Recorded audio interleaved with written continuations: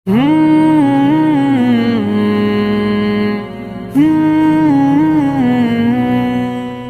মুমিন, আমরা মুসলমান, আমরা মুমিন, আমরা মুসলমান, কিন্তু আমরা নিজেরা নিজেদের মর্যাদা বুঝি না, নিজেরা নিজেদের কদর বুঝি না, নিজেরা নিজেদের সম্মান বুঝি না। আমরা এটাই মনে করি দুনিয়াতে আরও 5 শ্রেণীর মানুষ, জৈন, খ্রিস্টান, হিন্দু, বেদুইন, তারা যেমন মানুষ আমরাও তেমন মানুষ। এটা আমাদের ভুল ধারণা। প্রথমত জানতে হবে যে আমরা যে মুমিন, আমাদের মূল্যটা আল্লাহর কাছে কত বেশি। আমরা যে মুমিন, আমাদের মর্যাদাটা আল্লাহর কাছে কত বেশি। আমরা যে মুমিন, আল্লাহর উপরে বিশ্বাস করি, এই আল্লাহকে বিশ্বাস করার কারণে আমার আপনার সম্মানটা আল্লাহর কাছে কত বেশি। তিরমিজি শরীফের 2032 নম্বর হাদিস,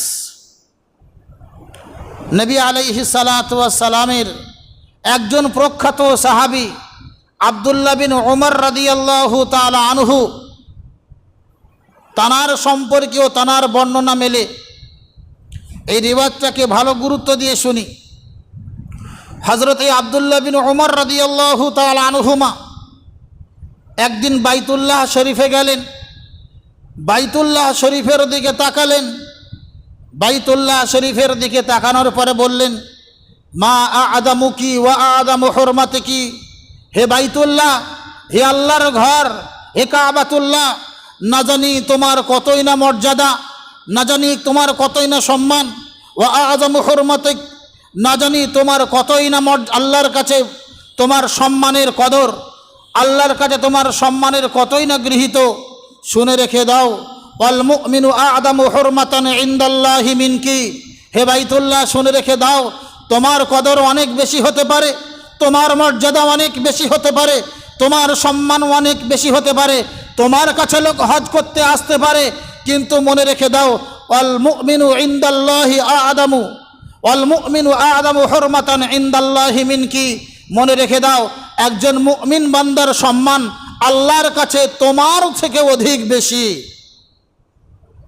সুতরাং একজন মুমিন বান্দা নিজের গুনাহের প্রায়শ্চিত্তের জন্য, নিজের গুনাহকে মোচন করার জন্য বাইতুল্লাহ শরীফে হজ করতে যায়। আল্লাহকে রাজি খুশি করার জন্য বাইতুল্লাহ শরীফে গিয়ে তাওয়াফ করে, বাইতুল্লাহ শরীফে গিয়ে ইতিকাফ করে, বাইতুল্লাহ শরীফে গিয়ে হাজার ও হাজার রাকাত নামাজ পড়ে।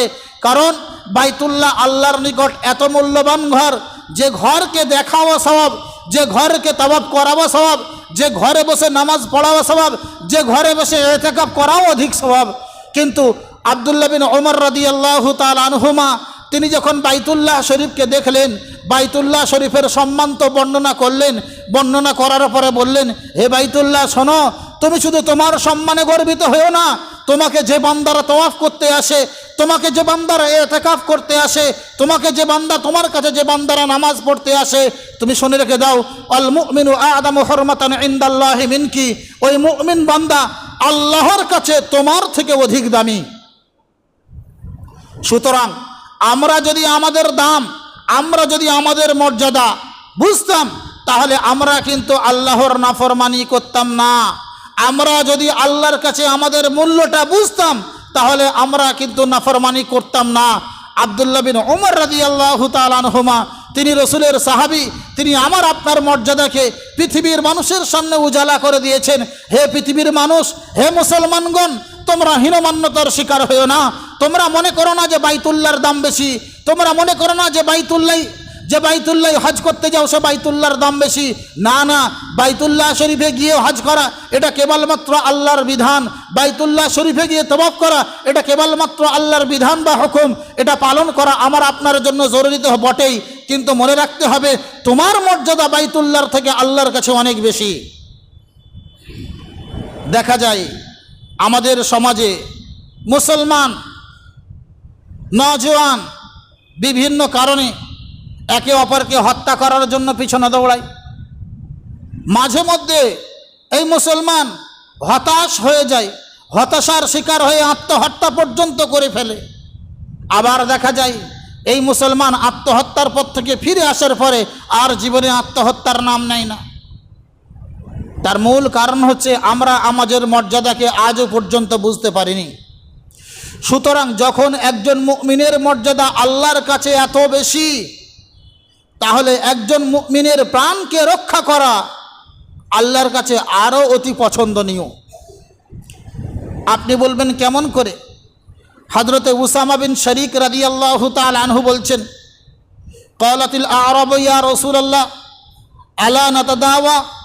একজন দেহাতি মানুষ এসে বলল, আয় আল্লাহর নবী, আমরা তো অসুস্থ হয়ে যাই, রোগও তো আল্লাহর নিয়ামত, রোগ তো তকদিরের বিষয়, আমরা মাঝে মাঝে অসুস্থ হয়ে যাই, আলা নাতাদাওয়া, আয় আল্লাহর নবী, আমরা ট্রিটমেন্ট করে, আমরা ইলাজ ও মুআলাজা করে, আমরা ওষুধ পানি গ্রহণ করে আমরা কি আমাদের প্রাণটা বাঁচাতে পারি না?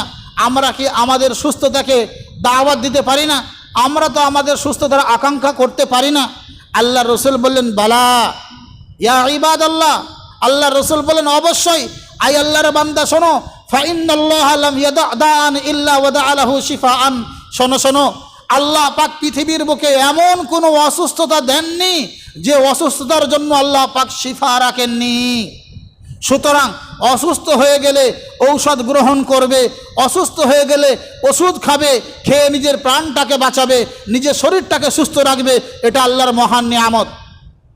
সুতরাং যেমন একজন মুমিনের দাম আল্লাহর কাছে অধিক বেশি, তেমন একজন মুমিন তাকে সুস্থ রাখাটাও আল্লাহর কাছে অধিক আকাঙ্ক্ষণীয়। তাই রাসূলুল্লাহ বললেন, আল্লাহ পাক পৃথিবীর বুকে এমন কোনো অসুস্থতা রাখেনি যার পিছনে আল্লাহ পাক শিফা দেননি। শেষ বেশ আল্লাহ রসুল বললেন, ইল্লা দা ওয়াহিদা, একটা অসুস্থতা ছাড়া। পৃথিবীর বুকে একটা রোগ এমন আছে সে রোগের কোনো ওষুধ নাই। সে রোগ ছাড়া পৃথিবীর বুকে যত রোগ আছে প্রত্যেকটা রোগের জন্য আল্লাহ পাক ঔষধের ব্যবস্থা করে দিয়েছেন, আল্লাহ পাক শিফার ব্যবস্থা করে দিয়েছেন। সাহাবায়ে কেরাম রাদিয়াল্লাহু তাআলা আনহুম বললেন, অমা হুয়া ইয়া রাসূলুল্লাহ, আয় আল্লাহর নবী, ওই রোগটার নাম কি যে রোগটার কোনো শিফা নাই? ওই রোগটার নাম কি যে রোগটার কোনো ওষুধ ওঠেনি? আল্লাহ নবী সাল্লাল্লাহু আলাইহি ওয়াসাল্লাম বললেন, আল হারাম, বুড়হাপে, বার্ধক্যতা। অর্থাৎ আপনি অসুস্থ হয়েছেন, ওষুধ খেলে সুস্থ হয়ে যাবেন, কিন্তু 60 বছর 70 বছর জীবন যাপন করার পরে তারপর আপনি লাগাতার অসুস্থ হতে থাকেন। কিন্তু অসুস্থ হওয়ার পরে আপনি যতই ঔষধ ব্যবহার করেন, একটা রোগ ছাড়ে তো আর একটা রোগ ধরে, নাম্বার 1। নাম্বার 2, আপনি অসুস্থ হয়ে পড়েন আর অসুস্থ হন বার্ধক্যজনিতের কারণে, আর এই বার্ধক্যজনিত বাড়তেই থাকে, একে কোনো ওষুধের দ্বারাই কমানো যায় না। অর্থাৎ যদি কোনো মানুষ বলে আমি ওষুধ খেয়ে আমার যৌন ক্ষমতাকে রুখে যেমন দিই, আমার জীবনটাকেও রুখে দেব, আমি বার্ধক্যজনিত রোগে পতিত হব না, এটা সম্ভব নয়। এটা অবশ্যই আপনাকে বার্ধক্যের পথে একদিন ঢলে পড়তে হবে। তাই রাসূলুল্লাহ সাল্লাল্লাহু আলাইহি সাল্লাম বললেন, বার্ধক্য এমন একটা রোগ যার কোনো ওষুধ নাই। নাম্বার 3, মানুষের জীবনের এত মূল্য আল্লাহ পাক দিয়েছেন যে মূল্যবান জীবনকে আল্লাহ পাক বাঁচানোর জন্য অনেক ক্ষেত্রে সাময়িকভাবে হারাম জিনিসকেও হালাল করে দিয়েছেন। অর্থাৎ আমরা মুমিন, আমরা জীবন যাপন করব ঈমানের সঙ্গে। এই ঈমানের সহিত জীবন যাপন করতে গেলে আমাদেরকে হালাল ভক্ষণ করতে হবে, এটা আমাদের উপরে ফরজ। অর্থাৎ হালাল ভক্ষণ কোনোদিন আমাদের ছাড়া যাবে না। অর্থাৎ হালাল ছেড়ে দিয়ে হারামের আশ্রয় গ্রহণ করা যাবে না। কিন্তু মুমিনের জান যদি কোনো কবলে পড়ে যায়, মুমিনের জান যদি কোনোদিন বিপদে পড়ে যায়, যে সময় মুমিনের সামনে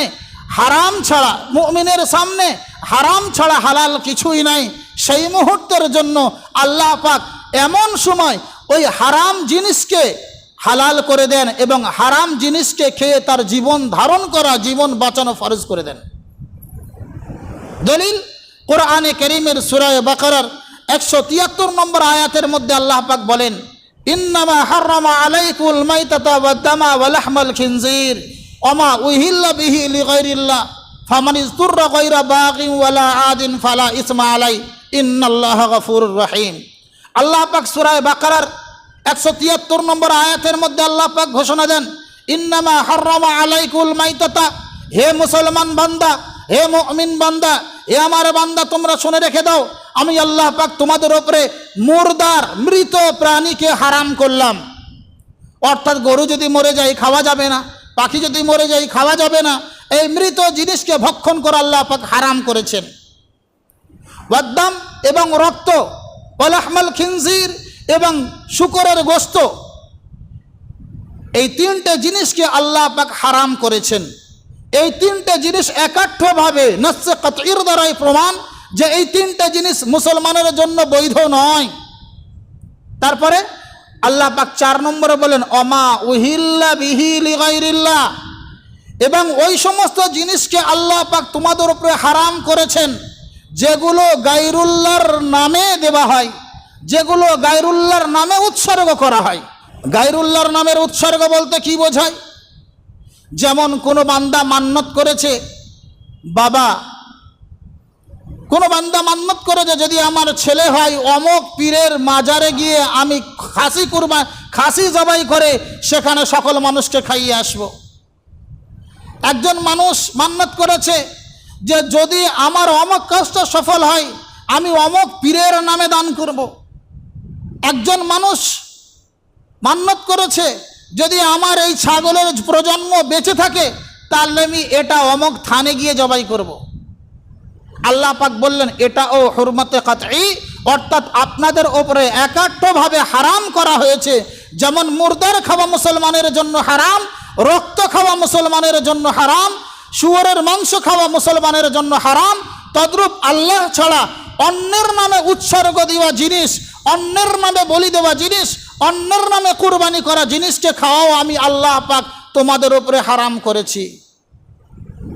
ফামানিজতুররা, তারপরে যদি কোনো বান্দা এমন বাধ্য হয়ে পড়ে যে সেখানে যেখানে আছে সেখানে খাদ্যের সমস্ত হালাল সামগ্রী শেষ হয়ে গিয়েছে, এখন যা কিছু আছে হারাম। উদাহরণস্বরূপ আপনি এমন একটা দেশে গিয়েছেন, দেশে যাওয়ার পরে সেখানে হালাল বস্তু কম মেলে, যা কিছু মেলে সব হারাম বস্তু। বা এমন একটা জায়গায় গিয়েছেন যে জায়গায় হারাম বস্তু ছাড়া হালালের আশকারা নাই, এত কঠিন পিপাসিত হয়েছেন, পান করার জন্য পানি নাই শরাব ছাড়া, মদ ছাড়া, বা এত ক্ষুধার্ত হয়েছেন যে খাওয়ার জন্য শুয়োরের মাংস ছাড়া আর অন্য কিছু নাই। এমনকি আপনি যদি এমন সময় খাদ্য গ্রহণ না করেন আপনি মারা যাবেন। এমন সময় যদি আপনি পানীয় পদার্থ গ্রহণ না করেন আপনি মারা যাবেন। এমন মুহূর্তের জন্য আল্লাহ পাক আপনার জন্য ওই খাদ্য, ওই হারাম খাদ্য থেকে গ্রহণ করাকে ফরজ করেছেন। এখনই উপর আয়াতের উপরের অংশের মধ্যে আল্লাহ বললেন শুয়োরের মাংস তোমার উপরে হারাম করা হয়েছে, মৃত পশুর মাংস তোমার উপরে হারাম করা হয়েছে। কিন্তু আল্লাহ পাক আবারও বলছেন তবে বান্দা তোমার জানটা আমার কাছে বড় মূল্যবান, তোমাকে বড় মোহাব্বত করে বানিয়েছি, তবেই তো তোমার ইজ্জত কাবাতুল্লাহর থেকে আমার কাছে বেশি। তুমি কষ্টের মধ্যে পড়ে, তুমি বাধ্যকতার মধ্যে পড়ে তোমার প্রাণটা নাশ করে দিও না, প্রাণটা সর্বনাশ করে দিও না, শেষ করে দিও না। আমি আল্লাহ পাক তোমাকে অনুমতি দিচ্ছি ওই সময়ের জন্য তুমি কমাস কম 1-2 লোকমা খেয়ে নিজের জীবনটা বাঁচিয়ে নিও, 1-2 ঘোট পান করে নিজের জীবনটা বাঁচিয়ে নিল। তাহলে এখানে লক্ষণীয় বিষয় হলো যে আল্লাহ পাক আমাকে আপনাকে তৈরি করলেন এবং আমাকে আপনাকে বিধান দিলেন যে হারাম খাওয়া যাবে না। সেই আল্লাহ পাক আমার আপনার মজবুরির কারণে, আমার আপনার অসুবিধার কারণে, আমার আপনার প্রাণকে বাঁচানোর খাতিরে আল্লাহ পাক আমার আপনার জন্য ক্ষণিকের জন্য সেই হারাম বস্তুকে আল্লাহ পাক হালাল করে দিয়েছেন। সুতরাং এটা আমার আপনার জন্য বড়ই গনিমতের বিষয়। একজন মুমিনের মূল্য আল্লাহ পাকের কাছে কত বেশি। জীবন বাঁচানোর খাতিরে অনেক ক্ষেত্রে আল্লাহ পাকের বিধান যে ফরজ সেগুলোর মধ্যে তো শিথিলতা চলে আসে। অর্থাৎ নামাজ আপনার উপরে ফরজ, আপনি অপবিত্র অবস্থায় আছেন কারণ আপনার কাছে পানি নাই, পানি না থাকার কারণে আপনি অপবিত্র অবস্থায় আছেন, নাপাক অবস্থায় আছেন, ইতিমধ্যে নামাজের সময় হয়ে পড়েছে। এখন যদি আপনি পানি খুঁজতে যান, পানি খুঁজতে খুঁজতে সময় পার হয়ে যাবে, সে এলাকায় পানির কোনো আশকারা পাওয়া যাবে না। এমন ক্ষেত্রে আল্লাহ পাকের তরফ থেকে যে আপনার ওপরে পবিত্রতা অর্জন করা ফরজ করে দিয়েছিল পানির দ্বারাই, আল্লাহ পাক সেই হুকুমকে টালিয়ে নিয়ে এসে তায়াম্মুমকে আপনার উপরে ফরজ করে দেন। বর্ণনা রিওয়ায়াত আবু দাউদ শরীফ 336 নম্বর হাদিস। হযরত জাবির বিন আব্দুল্লাহ রাদিয়াল্লাহু তাআলা আনহুর বর্ণনা, লম্বা বর্ণনা, রিওয়ায়াতটা লম্বা। জাবির বিন আব্দুল্লাহ রাদিয়াল্লাহু তাআলা আনহু বলছেন, খরাজনা ফি সফরিন আসাবা মিন্না রাজুলান হাজারুন, আমরা সফরে বেরিয়েছিলাম। সফরে যেতে যেতে হঠাৎ করে একটা মানুষের মাথায় পাথরের আঘাত লাগলো। পাথরের আঘাত লাগার কারণে মাথা ক্ষত হয়ে গেল। ভালো জিনিস, অসুস্থ হয়ে পড়লেন, মাথায় বড় ধরনের চোট এলো। মাথায় চোট আসার পরে রাত্রে আরাম করলেন। রাত্রের মধ্যে ইহতিলাম হয়ে গেল, স্বপ্নদোষ হয়ে গেল, অর্থাৎ গোসল ফরজ হয়ে গেল। গোসল ফরজ হয়ে যাওয়ার পরে সকালবেলা ফজরের আগে উঠেছেন। ফজরের আগে ওঠার পরে সাহাবায়ে কেরাম যে সমস্ত সাথী ছিলেন তানাদেরকে জিজ্ঞাসা করলেন, হাল তাজিদুনা রুখসাতান ফিত তায়াম্মাম, হে আমার সাথী তোমরা বলো আমি কি তায়াম্মুম করার অনুমতি পেতে পারি? অর্থাৎ আমার মাথায় ক্ষত, গোসল করতে গেলে আমার মাথাকে ভিজাতে হবে, পুরো শরীরটাকে ভিজাতে হবে, তবেই আমি পবিত্র হতে পারবো। তোমরা কি আমার জন্য তায়াম্মুমকে বৈধ মনে করো? সাহাবায়ে কেরাম রাদিয়াল্লাহু তাআলা আনহুম নিজের না জানা থাকার পরেও কিছু কিছু মানুষ ফতোয়া দিলেন, বললেন, মা নাজিদুল্লাকা রুখসাতান ফিত তায়াম্মুম, হে আল্লাহর নবী সাহাবী, আমরা তোমার জন্য তায়াম্মুমের বিষয়ে কোনো রুখসত পাচ্ছি না, অনুমতি পাচ্ছি না। তোমাকে গোসল করতেই হবে, গোসল করলে তবে তুমি পবিত্র হবে, তুমি তায়াম্মুম করতে পারবে না। যেহেতু এই পর্যন্ত গোসল উযু সম্পর্কে তায়াম্মুমের আয়াত তো নাজিল হয়েছে এবং উযু সম্পর্কে তায়াম্মুমের চর্চা চারিদিকে ছড়িয়ে গিয়েছে, কিন্তু গোসল ফরজ হয়ে গেলে, পানি ব্যবহার করতে অপারগ হলে তখনও যে মানুষ তায়াম্মুম করতে পারবে, এ মসলার এত বর্ণ বিশ্লেষণ ব্যাখ্যা এত বেশি প্রচার প্রসার হয়নি। তাই সাহাবায়ে কেরাম রাদিয়াল্লাহু তাআলা আনহুম বললেন, মা নাজিদুল্লাকা রুখসাতান ফিত তায়াম্মুমি ওয়া আনতা তাকদিরু আলাল মা, যতক্ষণ পর্যন্ত তুমি পানির ওপরে ক্ষমতা থাকবে, অর্থাৎ পানির দ্বারাই পবিত্রতা অর্জন করতে পারবে, ততক্ষণ পর্যন্ত তোমার জন্য তায়াম্মুম করা বৈধ হবে না। সুতরাং একদিকে নাপাক হয়ে আছে, নামাজ পড়তে পারবে না, অপরদিকে আল্লাহর হুকুম ফজরের নামাজ না আদায় করতে পারলে নামাজ কাজা করার গুনাহ হবে। একদিক গুনাহ নিজেকে চিন্তামগ্ন করছে, অন্যদিকে নিজে নাপাক সেটাও চিন্তামগ্ন করছে। সাহাবী রাসূল খোদার ভয়কে প্রাধান্য দিয়ে ওই ফতোয়ার উপরে আমল করে তিনি সঙ্গে সঙ্গে গোসল করেন, গোসল করে নামাজ পড়েন। যখন এই গোসল করলেন, গোসল করে নামাজ পড়লেন, তারপরে ওই ক্ষত জায়গায় পচন ধরা শুরু হয়ে গেল। ক্ষত জায়গায় পচন ধরে শুরু হয়ে ওই পচনে তিনি মারা গেলেন। সাহাবায়ে কেরাম রাদিয়াল্লাহু তাআলা আনহুম বলছেন, কদিমনা আলান নবী সাল্লাল্লাহু আলাইহি ওয়াসাল্লাম ফাউখবিরা বিযালিক, আমরা মদিনায় ফিরে এলাম। মদিনায় ফিরে আসার পরে আল্লাহর নবী সাল্লাল্লাহু আলাইহি ওয়াসাল্লামকে সম্পূর্ণ বিশ্লেষণ করে ঘটনা বললাম, জি ইয়া রাসূলুল্লাহ, আমাদের মধ্যে অমুক সাহাবীর মাথায় ক্ষত হয়ে গিয়েছিল, ঘা হয়ে গিয়েছিল, এই ঘা হয়ে যাওয়ার কারণে সে গোসল করতে অক্ষম হয়েছিল, তার উপরে গোসল ফরজ হয়ে গিয়েছিল। আমাদেরকে মশলা জিজ্ঞাসা করেছিল যে আমার জন্য তায়াম্মুম করা কি বৈধ হবে? আমরা ফতোয়া দিয়েছিলাম যে না, তুমি এখনও আমাদের চারপাশে পানি আছে, আমরা পানি ব্যবহার করতে পারবো, পানির কোনো সংকট দেখা দেয়নি, সুতরাং তুমি তায়াম্মুম করো না, তুমি পানির দ্বারাই গোসল করে নাও। সেই ব্যক্তি গোসল করেছিল, গোসল করার কারণে সেখানে ইনফেকশন হয়ে সেই ব্যক্তি মারা গিয়েছে। আল্লাহ নবী সাল্লাল্লাহু আলাইহি ওয়াসাল্লাম বড় ব্যথিত হলেন এবং বললেন, কতালুহু ফাকাতালাহুমুল্লাহ, আল্লাহ পাক ওদেরকে ধ্বংস করুক যারা আমার সাহাবীটাকে ধ্বংস করে দিয়েছে। আল্লাহ নবী সাল্লাল্লাহু আলাইহি ওয়াসাল্লাম তারপরে সাহাবীদেরকে সতর্ক বার্তা দিলেন, আলা সাআলু ইদা লাম ইয়ালামু, হে আমার সাহাবীরা শোনো, তোমরা যে মশলা জানবে না সেই মশলা যারা জানে তাদের কাছে অবশ্যই জিজ্ঞাসা করে নিও। যে মশলা তোমরা জানো না সেই মশলা অবশ্যই অন্যের কাছে জেনে নিও। না জেনে ফতোয়া দিও না, না জেনে মশলার বর্ণ বিশ্লেষণ করো না। যদি তোমাদের পড়তে পড়তে জানতে জানতে যদি কোনো মশলা সম্পর্কে তোমাদের অন্তরের মধ্যে কোনো খটকা জেগে যায়, তাহলে অবশ্যই অবশ্যই তুমি সেই মশলা অন্যের কাছে জেনে নেবে। ইন্নামা ইয়াকফিহি আন ইয়াতায়াম্মামা, ওই সময়ের জন্য তার জন্য যথেষ্ট ছিল তায়াম্মুম করে নেওয়া। তোমরা ভুল ফতোয়া দিয়ে তাকে গোসল করিয়েছো, তোমাদের গোসলের কারণে তার মৃত্যু ঘটেছে, সুতরাং তার মৃত্যুর জন্য দায়ী তুমি। এখানে এই শব্দটা বড় বিবেচনার বিষয়।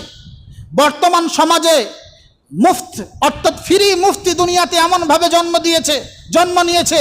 চায়ের দোকানে গেলে মুফতি খুঁজে পাওয়া যায়, ঘাটে গেলে মুফতি খুঁজে পাওয়া যায়, বাজারে গেলে মুফতি খুঁজে পাওয়া যায়, অথচ কলেমা লা ইলাহা ইল্লাল্লাহ তার জানা নাই। কথায় কথায় ফতোয়াবাজি করে ফেলে, কথায় কথায় মানুষকে ফতোয়া মাসলার বর্ণ বিশ্লেষণ করে ফেলে।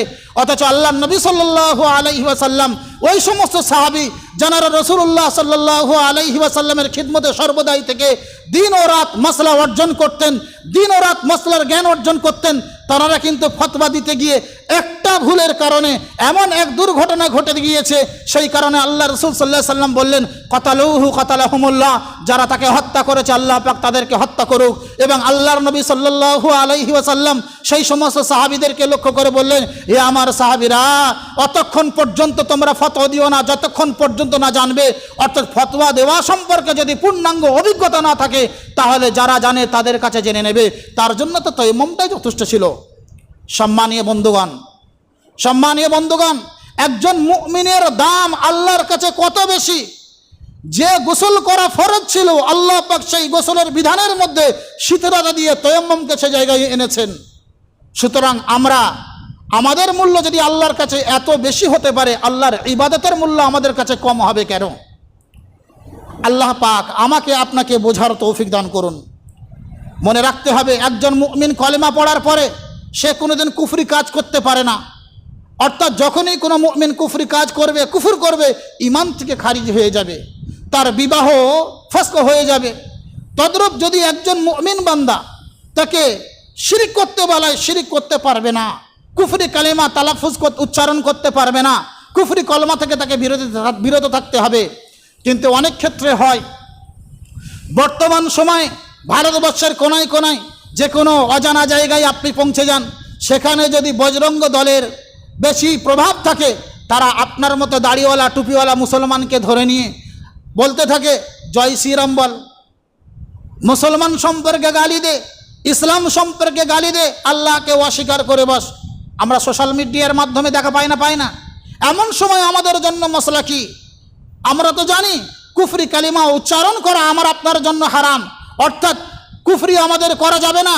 কিন্তু এমন এক সময় যেখানে আমরা পৌঁছে গিয়েছি, এমন সময় বজরং দলেরা আমাদেরকে ধরে বলছে জয় শ্রীরাম বলো, বজরং দলেরা আমাদেরকে ধরে বলছে তোমরা আল্লাহ সম্পর্কে গালিগালাজ করো, মুহাম্মদকে অস্বীকার করো, কোরআন সম্পর্কে অস্বীকার করো, এমন বলছে। আমি কি করব? শরীয়ত এই সময় আমাদেরকে দুটো মসলা দেয়, একটা হচ্ছে রুখসত, একটা হচ্ছে আজিমত। একটা হচ্ছে রুখসত, একটা হচ্ছে আজিমত। অর্থাৎ এখানে আমাকে দুটো অপশন দিয়েছেন। আপনার অন্তরে যদি ঈমান একেবারে ভরপুর থাকে, ঠোস থাকে, আর আপনি যদি মনে করেন যে এই জায়গায় আমার বাঁচার থেকে শহীদ হওয়া ভালো, তো আপনি ওই সময় কুফরি কালেমা উচ্চারণ না করে শহীদ হতে পারেন।